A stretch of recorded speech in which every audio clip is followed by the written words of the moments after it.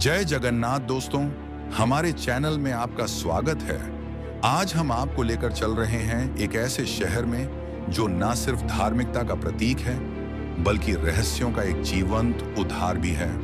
पुरी ओडिशा का पवित्र नगरी जहां विराजमान है जगन्नाथ जी।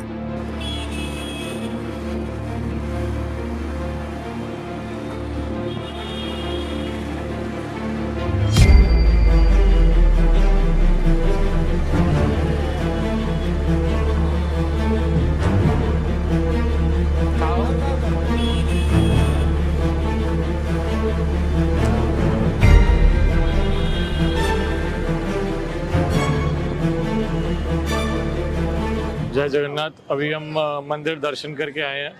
अभी हम मिलने वाले हैं भानु सर जी से, जो कि यहाँ के लोकल है। वो हमें महाप्रसाद के बारे में बताएंगे, जो रिचुअल्स होते हैं डेली के जगन्नाथ जी के वो बताएंगे।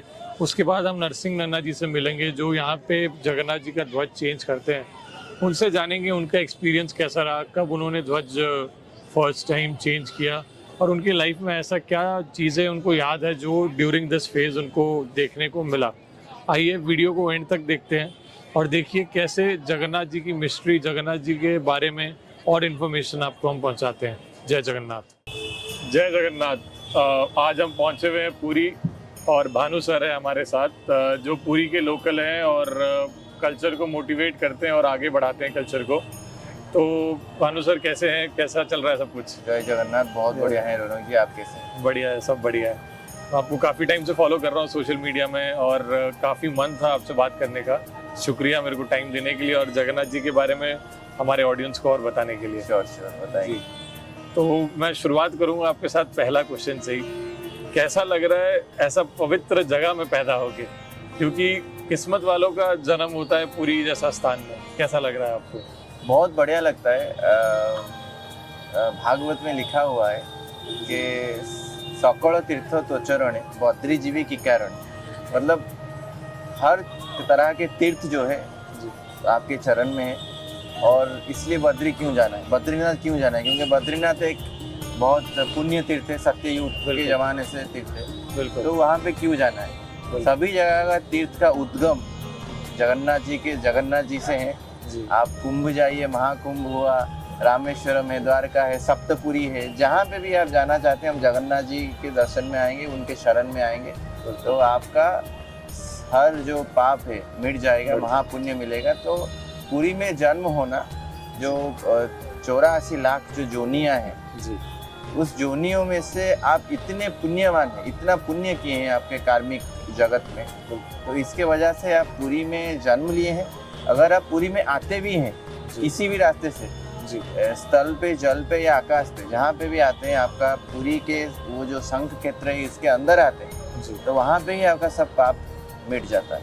तो यही है जगन्नाथ जी का लीला है। तो यही है बस। तो मैं जानना चाहूँगा भानु जी, जैसे 4 द्वार है, 4 द्वार का महत्व बताइए लोगों को, क्योंकि ऑडियंस को ना बहुत सारा मिथ है। तो चारों द्वार का नाम बताइए, क्या जो पश्चिम द्वार, सिंह द्वार जो भी है, और इसका इम्पोर्टेंस क्या है, अलग अलग द्वार का इम्पोर्टेंस थोड़ा हमारे ऑडियंस को बताइए। तो चारों द्वार जो है जगन्नाथ मंदिर के, पूर्व में है सिंह द्वार, दक्षिण में है दक्षिण द्वार जिसको अश्व द्वार बोलते हैं, पश्चिम में है व्याघ्र द्वार और उत्तर में है हस्ती द्वार, उत्तर द्वार। तो चारों जो हमारे द्वार हैं, वो चारों द्वार हमारे चारों मानव के चारों टाइप के जो गुण होते हैं, जिसके वजह से मानव जीता है, उसका जो उसके लिए ही वो चारों द्वार, उसका सिग्निफिकेंस वही है। कैसे? धर्म अर्थ काम मोक्ष। तो धर्म द्वार होता है सिंह द्वार, अर्थ द्वार होता है दक्षिण द्वार, काम द्वार होता है व्याघ्र द्वार या कर्म भी बोल सकते हैं, मोक्ष द्वार होता है उत्तर द्वार। तो सिंह द्वार से प्रवेश करना सबका मतलब ऐसा है, कॉमन नॉर्म है, क्योंकि जो भी जगन्नाथ मंदिर के पास आते हैं वो धर्म अर्जन करने के लिए आते हैं। तो इसीलिए पूर्व द्वार के अंदर से घुसते हैं। जो लोग सेवायत हैं, जिनका इनकम सोर्स जगन्नाथ जी है, तो वो लोग दक्षिण द्वार से घुसने का वो जो उनका हैबिट है वो मेंटेन करते हैं, क्योंकि वो अर्थ द्वार है। अच्छा। जो देवता है या जो मतलब जो दर्शन करने आते हैं जो लोग, वो उत्तर द्वार से आते हैं, उत्तर द्वार से जाते हैं, क्योंकि वो मोक्ष का द्वार है। ओके। और उस मोक्ष द्वार के पास ही हमारे जो कोयली वैकुंठ है, जहाँ पे जगन्नाथ जी को मतलब उनका शरीर जो नवकलेवर होता है, जी जो ब्रह्म चेंज होता है, जी उसके बाद जो पुराना जो दारू रह गया उसको वहाँ पे गाड़ा जाता है, वहाँ पे समाधि दिया जाता है। जी। और लास्ट में हो गया व्याघ्र द्वार, वो है कर्म द्वार या काम द्वार। अच्छा। तो वो जो लोग कर्म के प्रवृत्ति के होते हैं या काम प्रवृत्ति के होते हैं, वो उसके अंदर से वहाँ से उनको प्रवेश करना चाहिए, वो यही उसका सिग्निफिकेंस है। तो मैं देखता हूँ, जैसे मैंने भी चारों द्वार से एंट्री ली है और हर द्वार में हनुमान जी का स्थापना हुई हुई है, तो उसका कुछ पर्टिकुलर महत्व है या कुछ साइंस है इससे रिलेटेड जो कि आपने पढ़ा होगा या ऐसा कुछ है? हनुमान जी जो देवता है वो विक्ट्री के देवता है, पावर के, स्ट्रेंथ, स्टैमिना, एंड्योरेंस, पावर के देवता है। जी। और वो राम जी के बड़े भक्त हैं, जी। तो जगन्नाथ जी को राम जी का रूप माना जाता है। अच्छा। तो इसीलिए हनुमान का भी बहुत बड़ा प्रेजेंस पुरी में है। तो त्रेता युग में जब सिद्धि प्राप्त करने के लिए श्री राम ने विभीषण और हनुमान जी को पुरी के बारे में बताया था, क्योंकि पुरी जो है वो कलयुग का शहर नहीं, वो सत्य सनातन है। जी। वो कल्प के पहले से ही वो पुरी को ब्रह्म वन बोला जाता था। हाँ जी। श्री मंदिर के निर्माण से पहले उसको ब्रह्म वन बोला जाता था। यहाँ पे ही परम ब्रह्म थे, यहाँ पे परम ब्रह्म नील माधव के रूप में पूजित होते थे। जी।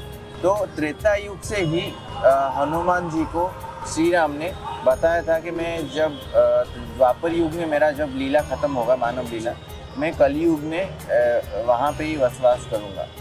तो त्रेता युग से ही हनुमान जी का यहाँ पे एक वीकनेस था। उसके बाद वो अभी भी वो चिरंजीवी हैं, तो उनका हर जगह पे पुरी में हर शाही में, हर अखाड़ा में, हर जगह में उनका छोटा बड़ा मूर्ति है। विभिन्न टाइप का मूर्ति है, भक्त हनुमान का मूर्ति है, तपस्वी हनुमान का मूर्ति है, पंचमुखी हनुमान का मूर्ति है। तो विभिन्न टाइप के महावीर हैं। उनका अंगद महावीर बोला जाता है, सुग्रीव महावीर है, बाली महावीर है। तो हर द्वार में महावीर हैं। जो एंट्रेंस में है महावीर का होना, हनुमान का एंट्रेंस में होना, वो उनका प्रोटेक्शन का जो साइन है, जो सिग्निफिकेंस है, वो दर्शाते हैं। जैसे जगन्नाथ टेम्पल अगर कोई दर्शन करने आता है, तीनों भगवान के नाम बताइए, क्योंकि सबके प्रिय जगन्नाथ जी तो हैं, लेकिन उनके भाई और बाकी जो है बलभद्रा जी, सुभद्रा जी और जगन्नाथ जी, उनके बारे में बताइए। और कैसे जो महाप्रसाद बनता है, जैसे हर जगह उसको प्रसाद बोला जाता है, एक जगन्नाथ जी का स्थान है जिसको महाप्रसाद बोला जाता है, और बोला जाता है ऐसे कि भगवान विष्णु स्वयं आते हैं दोपहर का भोजन करने। तो महाप्रसाद के बारे में बताइए, और जो तीन हमारे लॉर्ड जो भगवान है उनके बारे में बताइए।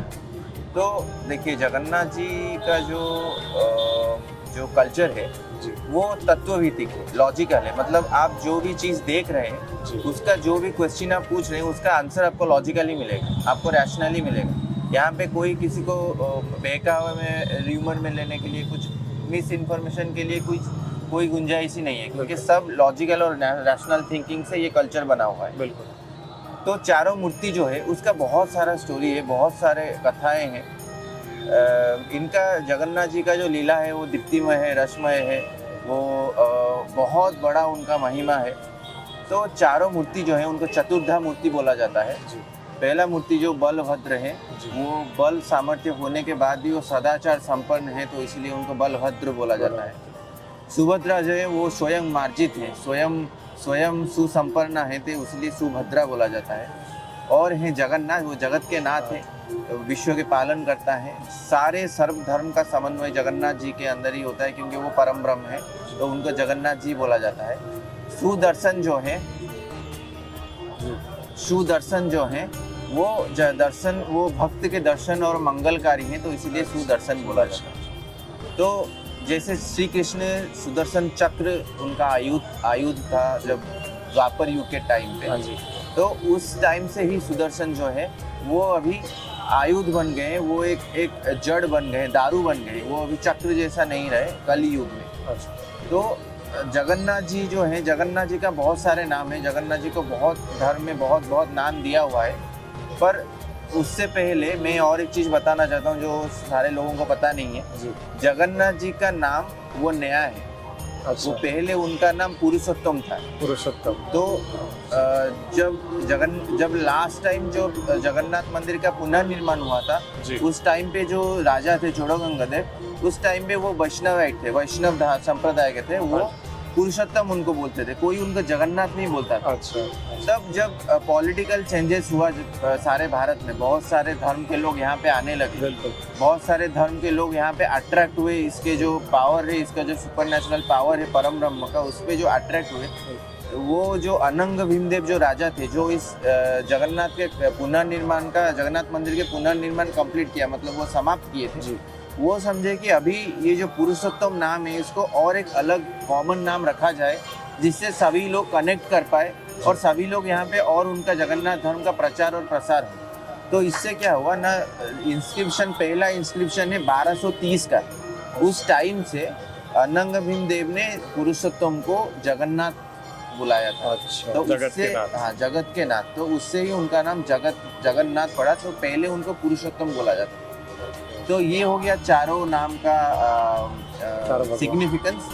और बहुत सारे चीज़ें, जैसे द्वापर युग में, जैसे त्रेता युग में लक्ष्मण छोटे भाई हुए थे श्री राम का। जी। तो उसने, श्री राम जब देह त्याग करने के लिए पहुंचे सरयू नदी में, हाँ जी। तो उनको पूछा गया, श्री राम ने पूछा सबको कि आप लोग बताइए आपका क्या क्या शेष इच्छा है मेरे साथ, मेरे लीला पे, मेरे राज्य के टाइम से, मेरे जन्म के टाइम से मेरे साथ जुड़े हुए हैं, आप मुझे बताइए कि क्या आपकी शेष इच्छा है, मैं आपको वरदान देना चाहता हूँ। तो लक्ष्मण जी ने बोला था कि मैं इस युग में आपका छोटा भाई था, तो अगले 2 युग में मुझे बड़ा भाई होना है। अच्छा। तो अच्छा। इसीलिए वो बलराम हुए द्वापर युग में, कली युग में बलभद्र हुए। और सुभद्रा जो है, आपको पता है, कृष्ण जी द्वापर युग में कृष्ण जी का बहन सुभद्रा थे, जी। त्रेता युग में राम जी का बहन शांता थे। हाँ जी। तो उसी तरह सुभद्रा है जगन्नाथ जी का बहन। बहुत सारे धर्म में उनको अलग अलग रूपों में माना जाता है। जगन्नाथ जी को भैरव बोला जाता है, जी। बलभद्र जी को शिव बोला जाता है, सुभद्रा को ब्रह्मा बोला जाता है। जी। तो एक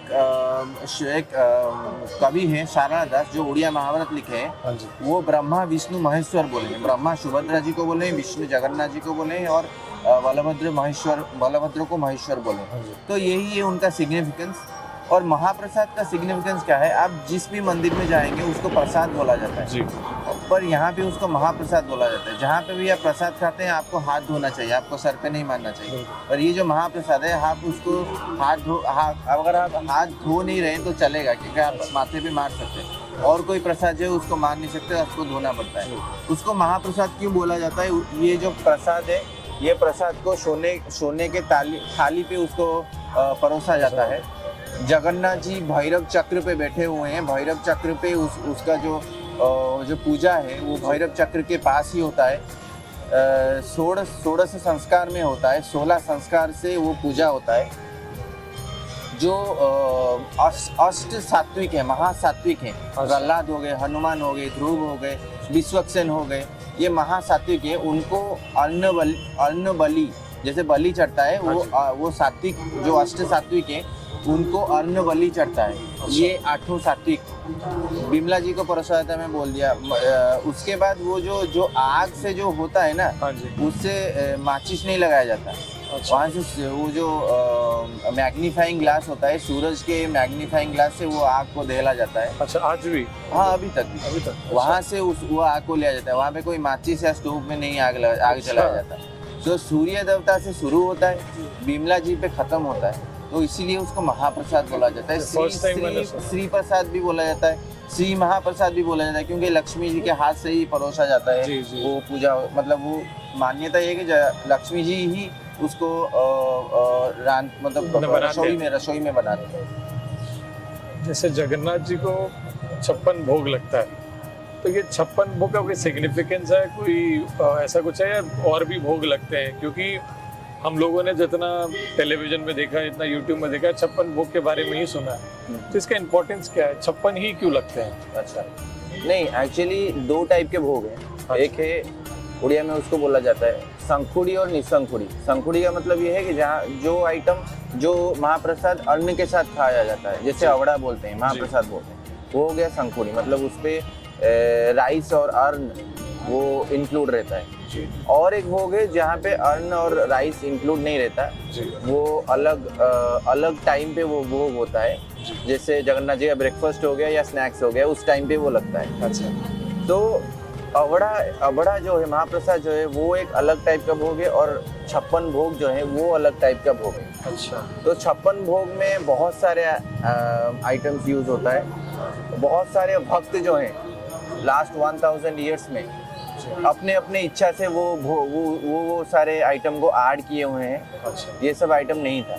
जैसे रथ यात्रा में जब जगन्नाथ जी घर जाते हैं, लास्ट डे जी बावड़ा यात्रा। रसगुल्ला भोग होता है। जी तो उसको खीर मोहन बोला जाता है, वो उसको रसगुल्ला नहीं बोला जाता। जगन्नाथ जी के डॉक्यूमेंट के हिसाब से उसको खीर मोहन बोला जाता है। वो अभी लास्ट 100 ईयर्स 200 ईयर्स से रसगुल्ला बोला जाता है।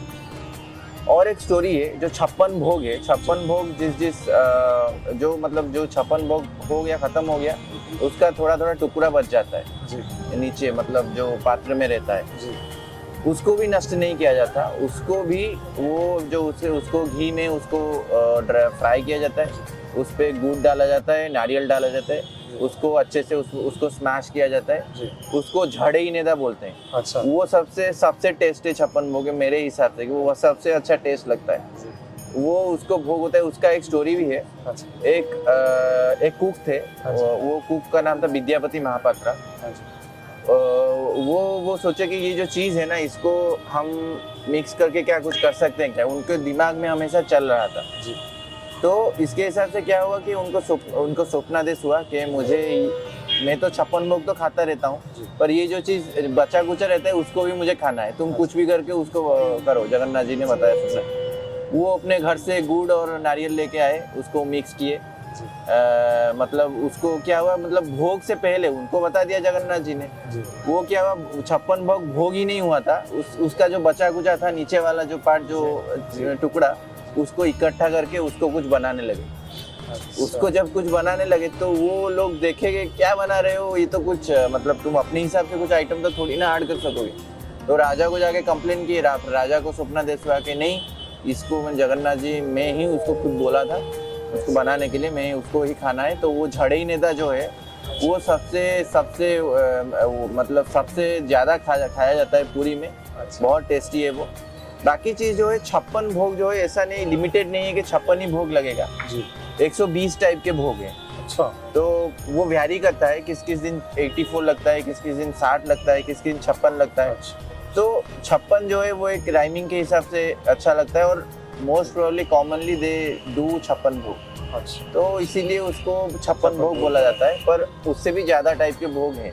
जी तो जितने टाइप के भोग हैं, मतलब सब ओडिया टर्म उसको यूज़ किया जाता है। जैसे आरिसा, काकरा, अमालू, खजा, कांति, लवंगलता, चढ़ई नेदा, ये सब ओडिया टर्म्स हैं। उस ओडिया टर्म के हिसाब से उसका अलग सा रेसिपी है।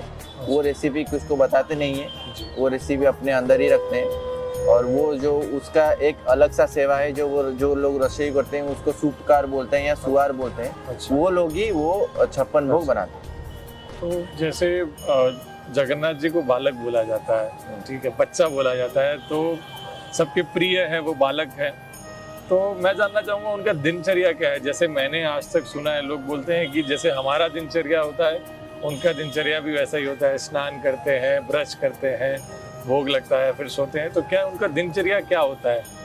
दिनचर्या तो उनका बहुत एलाबोरेटिव है, उसको एलाबोरेट करेंगे तो बहुत टाइम लगेगा। मैं एक शॉर्टकट में बताता हूँ। आपने बताया कि बालक है, जी तो एक श्लोक है कि रथेषु वामनम दुष्टा पुनर्जन्मं न विद्यते। इसका मतलब ये है कि जब हम वामन को रथ में देखते हैं जी तो हमारा पुनर्जन्म नहीं होता है। अच्छा तो रथ में वो रथ में जब बैठते हैं वो वामन की तरह दिखते हैं, बालक की तरह दिखते हैं वामन। तो इसमें ये जो जगन्नाथ जी जो अपना दिनचर्या करते हैं, लीला करते हैं, वो लीला पे ये दर्शाते हैं कि मैं त्रेता युग में एक राजा था, द्वापर युग में एक राजा था, पर मैं यहाँ पे आपके सामने जो लीला कर रहा हूँ, मैं कुछ नहीं कर सकता। मैं एक मैं एक क्या उसको बोलते हैं, क्लीव हूँ, मैं एक जड़ हूँ। हाँ जी। मैं कुछ नहीं कर सकता, क्योंकि मैं त्रेता युग में, द्वापर युग में एज ए ह्यूमन बॉर्न हुआ था, जी। कृष्ण जी और श्री राम की तरह। जी पर अभी मैं जड़ हूँ, मैं कुछ नहीं कर सकता, मैं एक दारू हूँ। जी। पर मेरा जो लीला है, मानव की लीला है, मैं उसको बंद नहीं करता। अच्छा। मतलब ये कलयुग को एक मैसेज है जी कि as a not movable thing I can do everything. हाँ जी। This is a message. हाँ जी। तो जैसे हम स्नान करते हैं, आपने जो भी बताया वो ठीक आपने सुना है, ठीक पढ़ा है, वही होता है। नहाते हैं, ब्रश करते हैं, पहनते हैं, पहनने के टाइम पे वो अलग चीज़ पहनते हैं, फिर स्नान करने के बाद बारों के हिसाब से, दिवस के हिसाब से वो पहनते हैं। उसके बाद खाना खाते हैं। खाना के अंदर भी और सारे छोटे छोटे चीज़ होता है। और उसके बाद जिस दिन उनको श्रृंगार होना होता है, 4-5 घंटा बंद रहता है। हाँ जी। जिस दिन उनको वो जब थ्रेड, जो सैक्रेड थ्रेड पहनते हैं, हाँ जी। उस टाइम पे भी बंद रहता है। अच्छा। और कभी कभी जब उनको जैसे हमारा पेन होता है, दर्द होता है, मसाज लेने जाते हैं, तो उसी तरह उनका मसाज भी होता है। अच्छा। उसको खसा पड़ा नीति बोलते हैं उनको। अच्छा। पूरा एकदम, मतलब जैसे हम ह्यूमन, हम हमारे माँ बापों को जैसे हम मसाज देते हैं, उसी तरह ही उनको मसाज दिया जाता है। अच्छा। तो अच्छे से एक बार नहाते हैं साल में, उनको जर भी होता है, मतलब ज्वर भी होता है। जी। सारे चीज़ों में वो यही समझाना चाहते हैं कि सब लोग समान हैं। मैं परम ब्रह्म, मेरे देह में परम ब्रह्म है। पर ऐसा नहीं है कि मेरा I am not a immortal, मेरा भी क्षय होता है। नवकलवर में मेरा भी शरीर चेंज होता है। जी। तो ये कलयुग को, हर मानव को एक मैसेज है। जो लोग इगोइस्टिक हो जाते हैं, जो लोग अहंकारी हो जाते हैं, जी। उन लोगों को ये मैसेज है कि मैं परम ब्रह्म हूँ, कि मैं देह छोड़ता हूँ। आप क्या हैं? आपको भी देह छोड़ना पड़ेगा। आप भी मानव हैं, आपको भी देह छोड़ना पड़ेगा। यही मैसेज है। ये सब जो नीति कांति है, इसका लॉजिक यही है। अभी जैसे अक्षय तृतीया आ रहे हैं, जगन्नाथ जी का रथ बनना शुरू होगा, फिर रथ यात्रा होगा, जगन्नाथ जी सबसे मिलने आएंगे, बुखार भी होगा उससे पहले, फिर उनका बोला जाता है कि मेडिसिन लगाया जाता है, वो सब चीज़ किया जाता है। तो उसके बारे में बताइए, वो जो नीति नियम है, जैसे अक्षय तृतीया से कैसे क्या शुरू होता है, उसके बाद जगन्नाथ जी को जो बुखार होता है तो क्या लेप किया जाता है, तो उसके बारे में थोड़ा लोगों को बताइए, क्योंकि कहीं पे क्लैरिटी नहीं है लोगों को क्या एग्जैक्टली नियम है। मैं बार मैं ये चीज़ बोलता हूँ कि सामने कुछ चीज़ दिखाया जाता है, अंदर कुछ चीज़ होता है। बिल्कुल। अंदर जो चीज़ होता है उसको गुप्त नीति बोला जाता है। जी। वो किसी को दिखाया नहीं जाता, किसी को बताया नहीं जाता। हाँ जी। जो हम सुने हैं जी। वही हम जानते हैं, कहाँ पे लिखा हुआ नहीं है कि कैसे होता है, क्यों होता है। बिल्कुल। रथ यात्रा में जो भगवान निकलते हैं, उसके अंदर परम ब्रह्म है, उसके ऊपर दारू है। जी। काठ पे बना हुआ एक मूर्ति। जी। उसको प्रोटेक्ट करने के लिए जी। एक बड़ा सा क्लॉथ का लेयर उसमें डाला जाता है। हाँ जी। वो थोड़ा ज़्यादा बड़ा दिखते हैं। जगन्नाथ जी जब बाहर आते हैं थोड़ा बड़ा दिखते हैं, पर उनका शरीर इतना बड़ा नहीं होता है। वो बहुत छोटा सा मूर्ति है। जी। ठीक है। उस पर उनका फेस आता है, उनका हाथ, थोड़ा सा हाथ दिखता है, और नीचे जो उनका बॉडी है बहुत छोटा है। जी। उस पर क्लॉथ का एक बड़ा सा लेयर डाला जाता है। जी। वो साल में एक बार होता है। जी। वो कैसे होता है कि जब स्नान पूर्णिमा में वो इस मंडप में आते हैं, वहाँ पे पानी डाला जाता है। वहाँ पे उस पानी से वो जो क्लॉथ का लेयर अगले साल का, लास्ट ईयर का, जो प्रीवियस ईयर का डाला हुआ था, उससे वो क्या होता है, उससे इजी होता है उसको रैप अप करने के लिए, रीरैप, मतलब उसको निकालने के लिए। तो उसको स्नान पुण्य बोला। तो 108 घड़े का पानी, चारों मूर्ति, चतुर्धा मूर्ति नहाते हैं। जगन्नाथ जी को 33 घड़े का पानी डाला जाता है।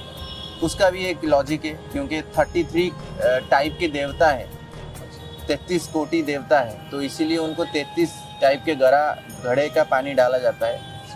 तो उसके बाद अंदर जाते हैं, 15 दिन का क्वारंटाइन में रहते हैं। ठीक है। Everything is in logic.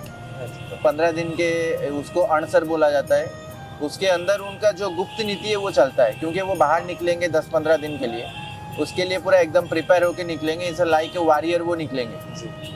तो उस टाइम पे उनका जोर, जो मतलब जो हुआ, बोला जाता है कि उनका टेम्परेचर बढ़ता है। हाँ, उनका एक लीला है ये, पर टेम्परेचर के पीछे का चीज़ क्या है, उनका अच्छे से उनका क्लॉथिंग लेयर जो है वो निकाला जाता है। उसको अच्छे से डाला जाता है। वो एक पेस्ट बनता है, उसको फुल्लुरी तेल बोला जाता है, वो एक मठ का रिस्पॉन्सिबिलिटी है। उसको अच्छे से उसको उनका जो लेयर है वो अच्छे से डाला जाता है। उनके पीछे एक लगता है सेनापटा। सेनापटा मतलब वॉरियर प्लेट, इंग्लिश में उसको बोला जाता है। वो प्लेट वो उसका एक अलग सा वो अलग से पेड़ से आता है। वो पेड़ एक यहाँ से 30 किलोमीटर दूर है, वहाँ से वो पेड़ वो एक डिफरेंट काइंड का ही पेड़, डेडिकेटेड पेड़ है, वो आएगा। उससे चारों लोगों का सेनापटा होगा। उससे सेनापटा के बाद वो आएंगे रथ यात्रा में। तो रथ यात्रा जो है वो 9 दिनात्मक यात्रा होता है। वो उत्तर की तरफ एक बार जाते हैं, दक्षिण की तरफ एक बार आते हैं। उसको उत्तरायण और दक्षिणायन यात्रा बोला जाता है रथ यात्रा को। रथ यात्रा घोष यात्रा भी बोला जाता है, श्री गुंडीचा यात्रा भी बोला जाता है। 5 बार गुंडीचा होता है गुंडीचा यात्रा, पर इसको श्री गुंडीचा यात्रा बोला जाता है क्योंकि स्वयं जगन्नाथ जी जाते हैं।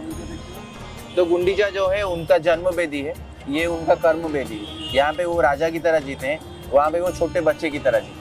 वहाँ पे वो उनका यहाँ से जन्म हुआ था। जो मंदिर में वो जाते हैं, जो गुंडीचा मंदिर में, उनकी माँ का मंदिर है या मौसी का मंदिर है? वो बहुत कंफ्यूजन है। वो मौसी का मंदिर नहीं है, वो उनका जन्म वेदी है। माँ का मंदिर भी नहीं है, वो उनका जन्म वेदी है। वहाँ पे ही उनको विश्वकर्मा जी ने तैयार किए थे दारू से। अच्छा। पहली बार। अच्छा। इंद्रदम्न जो है जिसने ये मंदिर को प्रतिष्ठा किया है, उनके रानी का नाम था गुंडीचा। अच्छा अच्छा। तो उनके नाम से ही वो मंदिर का नाम है। वहाँ पे ही उसको जन्म वेदी बोला जाता है। वहाँ पे ही वो 9 दिन रह के आते हैं, साल में एक बार। आते वक्त एक मंदिर आता है माउसीमा मंदिर, उसको माउसीमा मंदिर बोला जाता है। वो मंदिर में जो देवी हैं उनको अर्धाशिनी बोला जाता है। उसका एक मिथ है और एक हिस्ट्री है, उसको अभी बता दें। बिल्कुल बिल्कुल। तो वो अर्धाशिनी मंदिर जो है वहाँ उसके पास से एक नदी गुजरता था, उसको कालिंदी नदी बोला जाता था। अभी वो एक्सटिंक्ट हो गया है वो नदी। अभी वो मूसा नदी बोला जाता है, पर अभी पहले से वो कालिंदी नदी था। वो पूरी को एकदम इंटरसेक्ट करता था 2 पार्ट में। तो वो कालिंदी नदी पे एक बार बाढ़ आया था। तो उस बाढ़ के पानी को वो एकदम आधा पी लिए थे, तो उनको अर्धाशिनी बोला जाता है। तो वहाँ पे उनका भोग लगता है जगन्नाथ जी का, जब रिटर्न करते हैं। जब जाते वक्त वहाँ पे नहीं लगता, रिटर्न करते हैं उस टाइम पे लगता है। उसके बाद यहाँ पे आके पहुँचते हैं। तो यहाँ पे होता है उनका सूना वेश, गोल्डन वेश होता है अटायर का। उसका और एक स्टोरी है। जब चोड़ गंगदेव राजा थे, जो पुनर्निर्माण किए थे जगन्नाथ मंदिर का, गंगवश के फाउंडर थे, प्रतिष्ठाता थे, वो एक बार दक्षिण के अभियान में गए थे युद्ध करके। 27 हाथी में सोने की अलंकार लाद के यहाँ पे आके पहुँचे। सब जगन्नाथ जी को डोनेट कर दिए। उस टाइम पे एक सेवायत थे, उनको तड़ाऊकरण बोला जाता है, अभी भी हैं। तड़ाऊकरण बोले कि ये जो सोना आप लाए हुए हैं, इसको रख के कुछ फ़ायदा नहीं है। उसको एक वेश करते हैं। रथ यात्रा में जब जगन्नाथ जी पहुंचते हैं, उसका अगले दिन ये वेश करते हैं। वो सारे सोने को हम यूज़ करते हैं। तो उसी टाइम से सोना वेश का शुरू हुआ। उसको बड़ा तड़ाऊ वेश भी बोला जाता है, क्योंकि तड़ाऊकरण जो सेवायत थे उसने ही बोले थे। तो उनके नाम से इसको बड़ा तड़ाऊ वेश बोला जाता है। तो उस टाइम से ये वेश चला आता है। ये 5 बार होता है, रथ में एक बार होता है। अंदर जगन्नाथ जी के मंदिर के अंदर रत्न सिंहासन के ऊपर 4 बार होता है। तो टोटल 5 बार होता है। जो 4 बार होता है रथ यात्रा के टाइम में ही होता है? नहीं, वो अलग डे में होता है। विजयादशमी में होता है, दोल पूर्णिमा में होता है, फाल्गुन पूर्णिमा में होता है, पौष पूर्णिमा में होता है, कार्तिक पूर्णिमा में होता है। तो ये 4 दिन होता है। बाकी आषाढ़ शुक्ल एकादशी, आषाढ़ी एकादशी को जगन्नाथ जी का वेश होता है सोने का। तो एज अ सिख मेरा तो अलग ही लगाव है जगन्नाथ जी से। मैं कटक में रहता हूँ, आता रहता हूँ, हर हफ्ते जगन्नाथ जी का बुलावा आता रहता है। तो मैंने जो सुना है, जगन्नाथ जी जब हमारे गुरु नानक देव जी आए थे, तो उन्होंने यहाँ पे आरती का उच्चारण किया था, गगनमय थाल। तो मैं जानना चाहूँगा उसका क्या हिस्ट्री है जगन्नाथ जी के साथ, क्योंकि आप हमारे को जो बताया गया है सब आरती के बारे में ही पता है, लेकिन आप बेटर जानते होंगे कि आप ये चीज़ के नॉलेजेबल पर्सन है। तो आप बताइए एग्जैक्टली है क्या?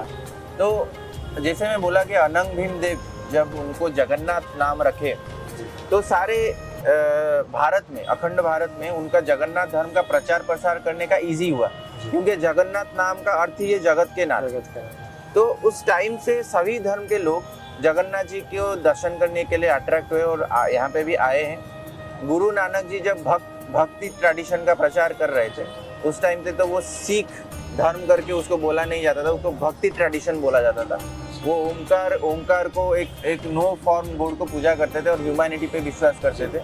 अपना जो काइंड फिलोसॉफी है, जो मतलब वो नम्र रहना, सबका सेवा करना, भगवान निराकार होते हैं, उनको नाम संकीर्तन करना, संकीर्तन नाम जप करना उनका मेन था। हाँ, जैसे कीरत करो उनका था कि अच्छा काम करो, बांट के खाओ और सबसे मिल के रहो, उनका ये था। नाम जब वो कीरत करो वंट सको हम लोग बोलते हैं। तो वो खुद चल के आए थे। आप इमेजिन कीजिए उनका पेशेंस कितना होगा। पंजाब से चल के आए थे वो, करतारपुर से, मतलब अभी तो ये पंजाब जो भारत के पार्ट में जो है वो पंजाब तो नहीं था, पूरा एंटायर पाकिस्तान में मिला के वो पंजाब था।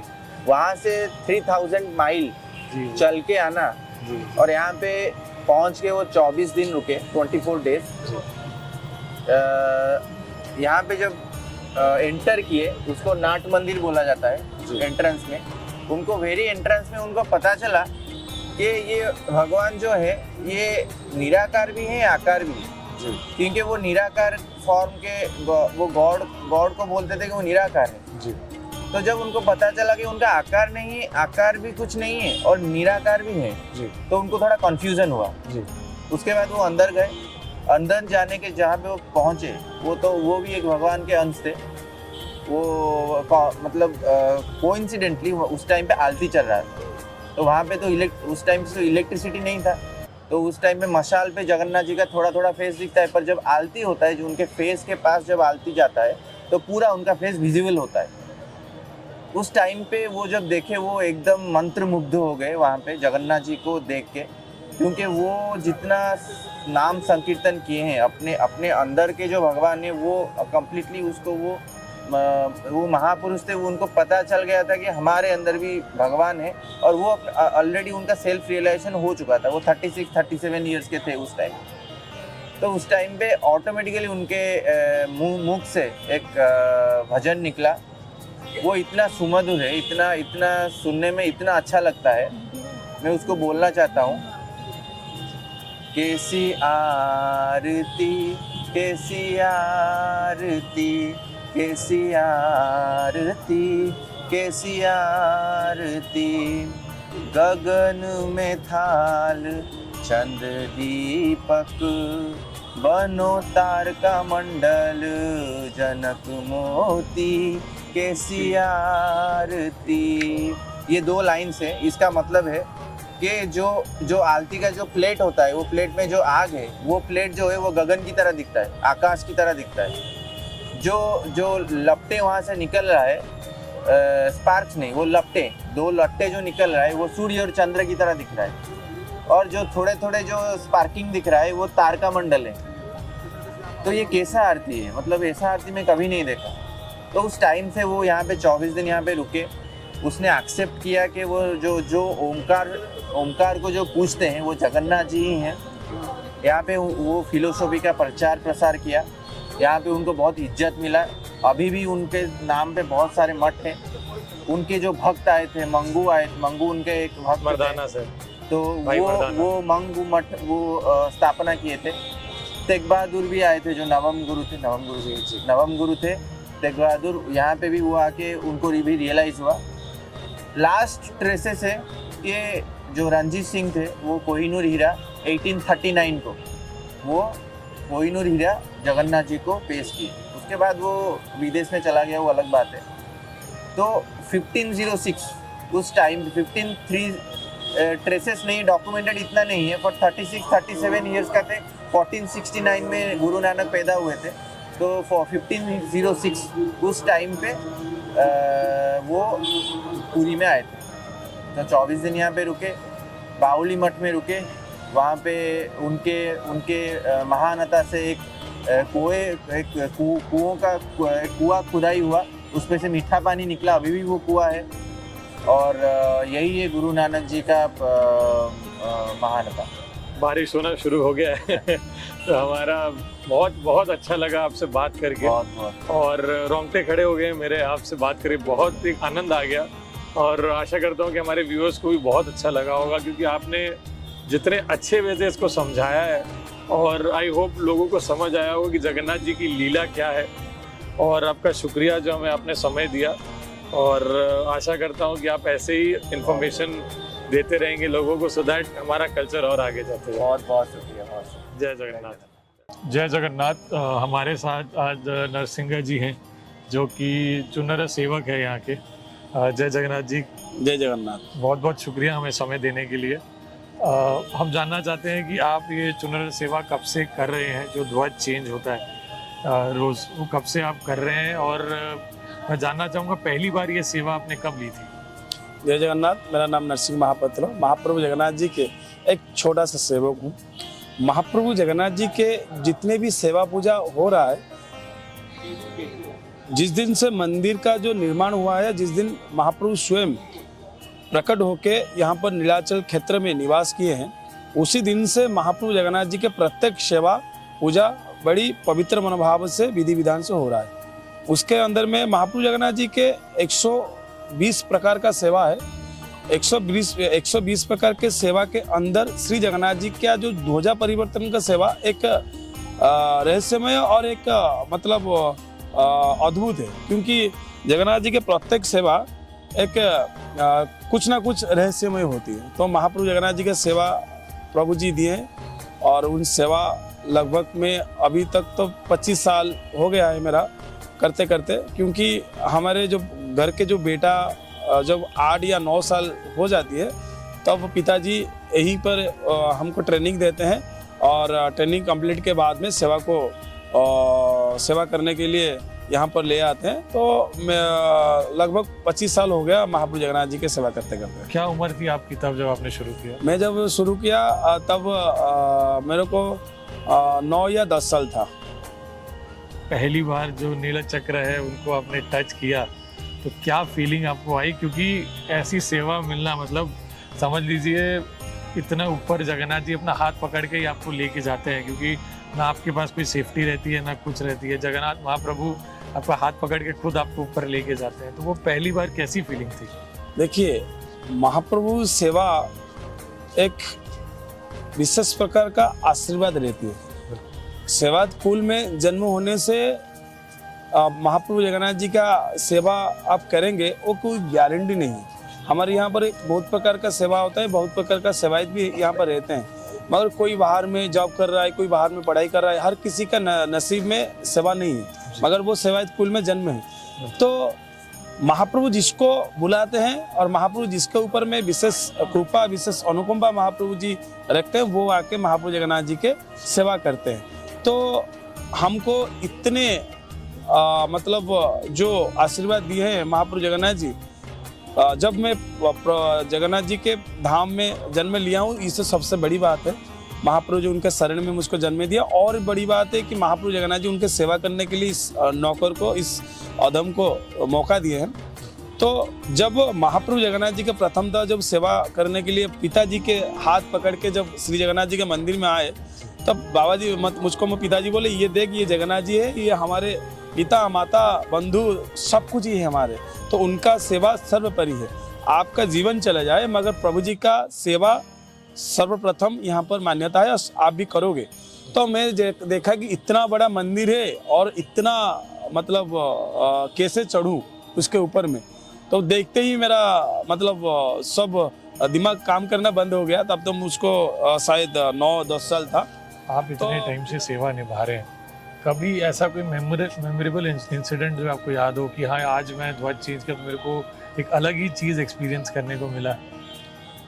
प्रभु जगन्नाथ जी के जब सेवा पूजा हम 25 साल से कर रहे हैं, तो एक्सपीरियंस और अनुभव ये रोज़ प्रत्येक दिन हम प्रभु जगन्नाथ जी के दया से हम अनुभव करते हैं। मगर ऐसी एक वाकया मैं आपके सामने प्रस्तुत करता हूँ कि मेरे साथ ये घटना घटा। यमराज को मैं सामने देख के आया और प्रभु जी बोले कि हाथ खींच के मुझको ले आए। तो 2012 का शायद 2012 होगा।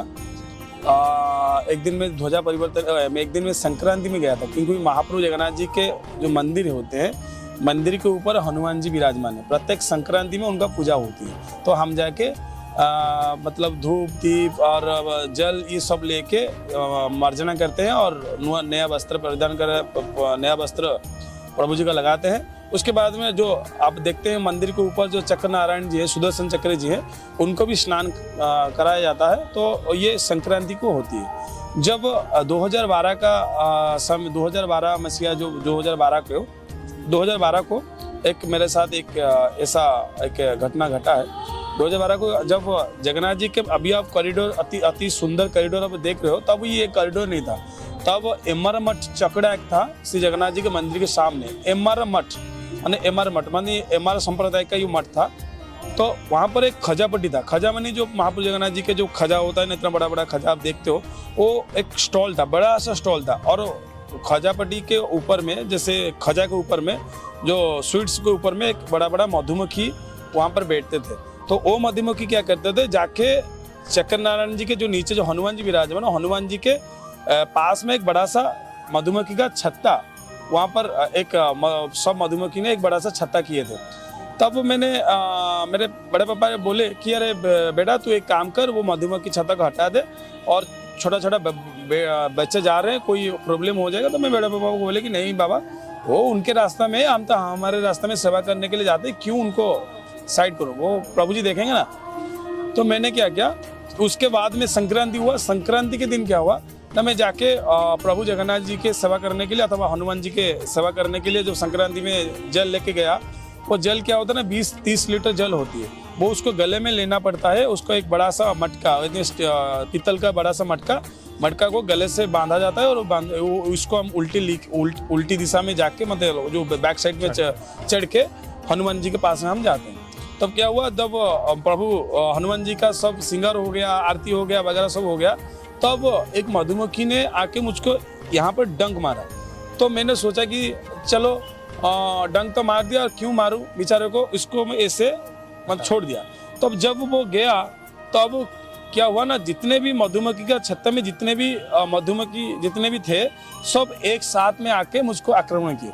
मतलब लगभग 4-5 हजार लगभग, जितने भी छत्ता में, जितने भी इतना बड़ा छत्ता था, जितने भी मधुमक्खी छत्ता में उनका घर में जो भी मधुमक्खी था, वो सब मेरे पास आके डंक मारा। तो डंक मारे तो मैंने क्या किया, मेरा जीवन भी मतलब इतना पेनफुल हो रहा था। तब मेरे जीवन मतलब शरीर से आत्मा अलग हो जाने का ये मतलब प्रक्रिया था उस समय।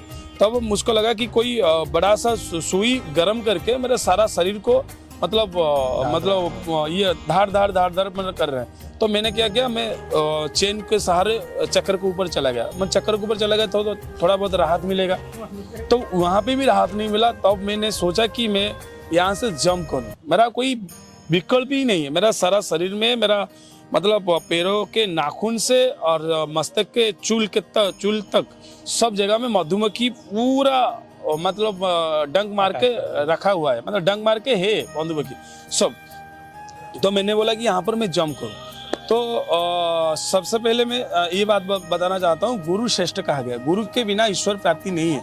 तो इसीलिए मेरे गुरु मेरे पिताजी थे ना, तो पिताजी जब मुझको ट्रेनिंग दिए थे मंदिर के ऊपर चढ़ने के लिए, तब वहाँ से आप बोल रहे थे जो भी विपत्ति आई, जो भी विपद आपके ऊपर में आएगा, तो सर्वप्रथम विमला देवी को आराधना करना, सर्वप्रथम विमला देवी को ही बुलाना, और माँ ही तेरे रक्षा करेंगे।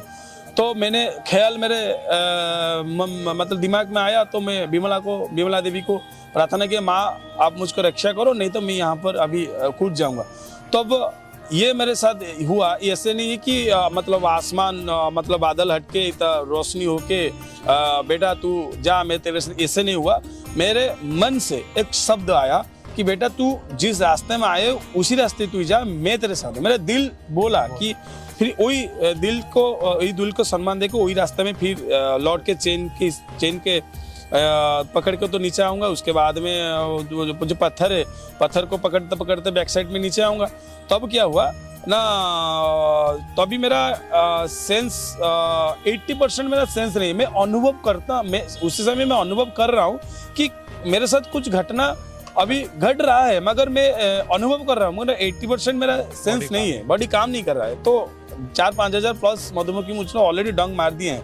तब मैंने क्या किया, जो महावीर के जो बैक साइड में ऐसे जाते हैं, तब मुझको लगा कि मुझे कोई इस शोल्डर को पकड़ के कोई नीचे ले रहा है। भाई किसी को झूठ लगे, मेरे साथ ये घटना घटा है। मुझको ये शोल्डर, मुझको ये बाजू है ना, उसको पकड़ के मुझको कोई ले रहा है, क्योंकि मेरे आँख में मधुमक्खी, मेरे मुख में मधुमक्खी, मेरा नाक में मधुमक्खी, मेरा कान में मधुमक्खी, सारा शरीर में मेरा मधुमक्खी है। तो मैंने जब मुझको फीलिंग हुआ कि मुझको कोई पकड़ के नीचे डाउन कर रहा है, मंदिर के नीचे मतलब लेके आ रहा है, मगर मैं फीलिंग कर रहा हूँ, मेरा नयन जो पलक है, पलक नहीं ये कर पा रहा हूँ, मतलब खुल नहीं पा रहा हूँ। तब नीचे आके मुझको सेंस आया कब ना, 3 दिन के बाद। वो 3 दिन के कटक जो बड़ा सा मेडिकल है, जैसी मेडिकल है, वहाँ पर मैं 3 दिन के बाद ना, 2 दिन के बाद मुझको सेंस आया। तब यहाँ के ये जो आरडीसी थे, जो ट्रस्ट का जो आईएएस जो ऑफिसर थे, उनका अरविंद पाड़ी जी, तो अरविंद पाड़ी आईएएस थे और टेम्पल का ट्रस्ट का बड़ा जो आरडीसी रैंक में वो तभी कार्य कर रहे थे। तब वो फोन किए कि वो सेवायत जब गए थे, जो पंडित जी गए हैं, उनका बेटर टू बेटर ट्रीटमेंट होना चाहिए, और वो जैसे उनका कुछ ना हो, तो वो भी प्रेशराइज किए थे ना, इतना बड़ा मेडिकल में कौन किसी को पूछता है। तो अच्छे से ट्रीटमेंट हुआ, अच्छे से ट्रीटमेंट 3 दिन के बाद में जो प्रोफेसर मुझको ट्रीटमेंट कर रहे थे, तब उनको नर्स को बोले कि ये जो पंडित जी के जब होश आएगा, जब सेंस आएगा, तो सर्वप्रथम मुझको आप बुलाएंगे, मैं उनसे थोड़ी बातचीत करूंगा। तो मेरा जो 2 दिन के बाद कंप्लीट सेंस आया, मतलब कंप्लीट मतलब बातचीत करने के लिए मेरा जब हिम्मत हुई, तब मैं जब आया, तब दौड़ते दौड़ते जब प्रोफेसर जी आए, उनके पीछे 10-15 डॉक्टर भी दौड़ते आए कि नम्रता से मुझको पूछे कि बेटा एक बात आप बताइए ना, तो आप मेडिकल में आए हो, तो मेडिकल साइंस ने एंटीबायोटिक दे के आपको बचा लिया, और वगैरह वगैरह जो भी हो हमारे हाथ में हुआ हम कर दिए, और ये बात बताओ आपको जितना अभी मधुमक्खी ने डंक मारा था, आप वहीं पर ही आप मर जाते, तो आपका हार्ट बीट नहीं काम कर रहे थे उस समय, तो आप यहाँ तक आए कैसे? तो टोटली सब स्टोरी उनको बताया, तो वो भी इमोशनल हो गए। मैं बोले कि आप तो विश्वास नहीं करोगे साइंस को, आप तो साइंस से अलावा विश्वास नहीं करते। वो डॉक्टर जी बोले कि कौन कहते हैं हम विश्वास नहीं करते, हमारे हाथ में जब हमारा जो ऑपरेशन जो भी करते हैं ना, हमारे हाथ में जो कुछ नहीं होता, हम प्रभु जी को ही पुकारते हैं, प्रभु जी उनका कार्य करते हैं। तो इसीलिए प्रभु जी नीला और प्रभु जी का दया बहुत प्रकार का होती है, और बहुत प्रकार का आशीर्वाद भी महाप्रभु जगन्नाथ जी इस सेवा में और किए हैं, और बहुत प्रकार का अनुभव, ये अनुभव थोड़ा अलग अनुभव है। मतलब यमराज से प्रभु जी मुझको खींच ले, है तेरा अभी टाइम नहीं हुआ है, तो अभी सेवा कर, और भी है तेरा समय। तो इसीलिए तब के बाद में सेवा का मजा आ गया, तो मैंने 100% श्योर हो गया कि नहीं, मेरे पीछे मेरे प्रभु जी हैं, तो और कुछ चिंता नहीं है। चलो जितने भी बारिश हो, जितने भी मतलब तूफान हो, प्रभु जी का कार्य सबसे पहले और सबसे परे है, तो प्रभु जी का कार्य होना ही होना है, तो जीवन चला जाए। तो अब महाप्रभु जगन्नाथ जी का और मेरा मतलब जो बंधुता होता है, जो प्रभु स्वामी का जो बंधुता, बहुत मतलब और जो गहरा हो गया। जो एक्सपीरियंस शेयर किया, मेरे भी रोंगटे खड़े हो गए, क्योंकि ऐसे महाप्रभु की जब तक महाप्रभु का हाथ नहीं होगा वो चीज़ हो नहीं पाएगा। और मैं एक चीज़ और जानना चाहूँगा, जैसे हमारे दर्शकों को पता लगे कि डेली कोई पर्टिकुलर टाइम पे ध्वज चेंज होता है, या कोई नियम है, या नियम के अकॉर्डिंगली चेंज होता है? देखिए, अभी तो समय परिवर्तन होता है, और समय परिवर्तन होने के बाद में लोग का जो इंसान का चिंताधारा भी परिवर्तन हो रहा है। तो उसी हिसाब से जगन्नाथ जी का ट्रस्ट, यहाँ पर जो ट्रस्ट होती है वो एक गवर्नमेंट का ट्रस्ट होता है। तो जगन्नाथ जी का मंदिर एक बड़ा सा ट्रस्ट है, स्वतंत्र लॉ में ये मंदिर चलती है, ऐसे कोई नहीं है जो मनमानी में मंदिर चलता है। ये एक स्वतंत्र लॉ है कि स्वतंत्र रिकॉर्ड ऑफ राइट्स से ये मंदिर अभी मतलब ये क्या होता है ना, ऑपरेटर होता है। तो जगन्नाथ जी का मंदिर जो भी डिसाइड करेंगे, ट्रस्ट जो जिस समय में डिसाइड करेंगे, उसी समय में हमको जाना पड़ेगा। वो नोटिस देते हैं और वगैरह वगैरह करते हैं। मगर आज से लगभग 15 साल के बाद में कोई समय का सीमा नहीं था। आप रात को 12 बजे आएंगे कि मेरा पंडित जी एक ध्वजा चढ़ा लो, हम भी चढ़ा लगे, कोई टाइम नहीं था। मगर ये 10-15 साल हो गया, एक फिक्स टाइम हुआ है। मतलब सर्दी के समय में 4 बजे और गर्मी के समय में जैसे आपको अक्टूबर से मार्च तक लगभग 4 बजे ध्वजा परिवर्तन का समय है। और जो मार्च से जो अक्टूबर से पहले सितंबर तक आप 5 बजे ध्वजा परिवर्तन का जो समय निर्धारित किया गया है। जैसे ध्वजा जो चेंज होता है, आपने उसका बता दिया कि टाइमिंग कोई फिक्स अभी हुआ है, इससे पहले वो चीज़ उतना नहीं था। आप जब ध्वजा चेंज करने चढ़ते हैं ऊपर, लाखों भक्त नीचे खड़े हुए होते हैं और एक ही नाम होता है जय जगन्नाथ का लोग उच्चारण करते हैं।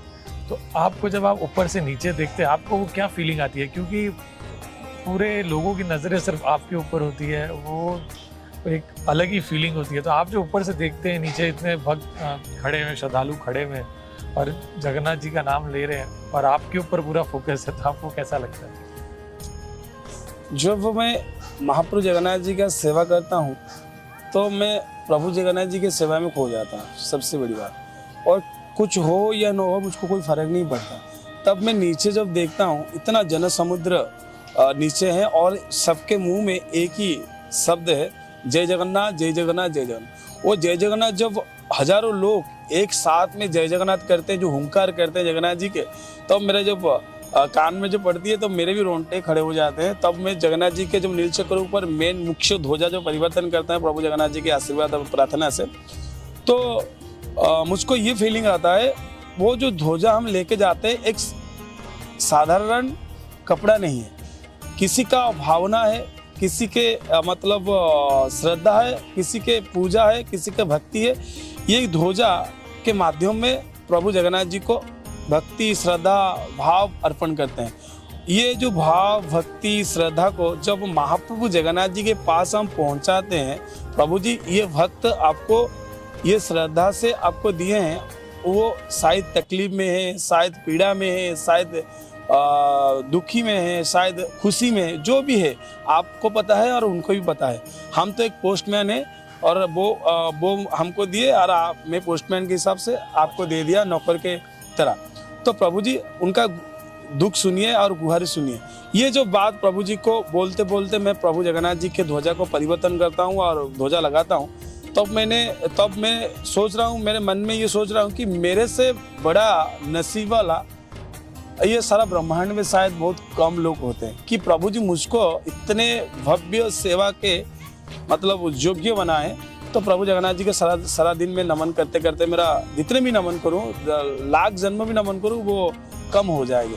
तो जब ऊपर चढ़ता हूं, जो जन समुद्र के मुख में जय जगन्नाथ जो हुंकार जो शब्द मेरे कान में पड़ती है, तब मुझको एक ग्रेट फील होता है कि ना प्रभु किसी न कुछ जन्म में किसी का अच्छा काम किया हूँ, तो महाप्रभु जगन्नाथ जी इतने भव्य सेवा मुझको प्रदान किए और महाप्रभु जगन्नाथ जी को कोटि कोटि दंडवत। बहुत मतलब एक स्पिरिचुअली मतलब लगती है कि ना भगवान का पूरा कुछ तो खास मेरे से कुछ ना खास कार्य मेरे से हुआ है, तो बाबू जी मुझको ये सेवा करने के लिए चुने हैं। और जैसे आज की आने वाली जो पीढ़ी है, उनको अब क्या मैसेज देना चाहेंगे कि देखिए आजकल अब थोड़ा वो रील्स का ज़माना भी है, थोड़ा लोग आते भी हैं तो वो मन से श्रद्धा लेके आते हैं, लेकिन रील्स वाला भी है। तो आप उनको क्या एक मोटिवेशन देना चाहेंगे, क्योंकि आप एक इंस्पिरेशन है सबके लिए। आपका सोशल मीडिया में इतने लोग आपको जानते हैं, आपको फॉलो करते हैं और जगन्नाथ जी से और कनेक्ट होते हैं।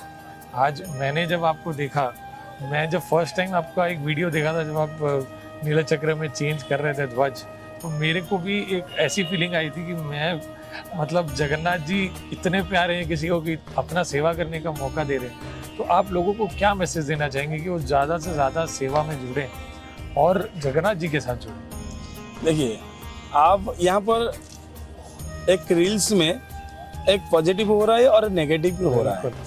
रील्स में क्या होता है, देखिए आज देखिए 2015 से 2000 जो अभी 24-25 चल रहा है, 25 में जो चल रहा है, तब देखिए लोगों का भगवान जी के प्रति थोड़ा बहुत मतलब भाव आ रहा है। तब लोग मैंने देखा है बचपन से, किसी को जब आप मस्तक में तिलक दे देते हैं, वो आदमी हो या वो भड़क जाते थे, तिलक क्यों दे रहे हो, वो मैं तिलक नहीं दूंगा। अभी लोग ढूंढ ढूंढ के तिलक दे रहे हैं, वो रील्स में ही सही, वो 5 मिनट के लिए ही सही तिलक तो धारण करते हैं। वो ये छोटा स्टेप हम सबको एकजुट होते हैं। और जो रील्स कहते हैं, रील्स में जो आते हैं प्रभु जगन्नाथ जी को दर्शन करने के लिए, किसी न किसी बहाने में आते हैं और प्रभु जगन्नाथ जी दर्शन करते हैं, चलो प्रभु उनके भी कल्याण कर देते हैं।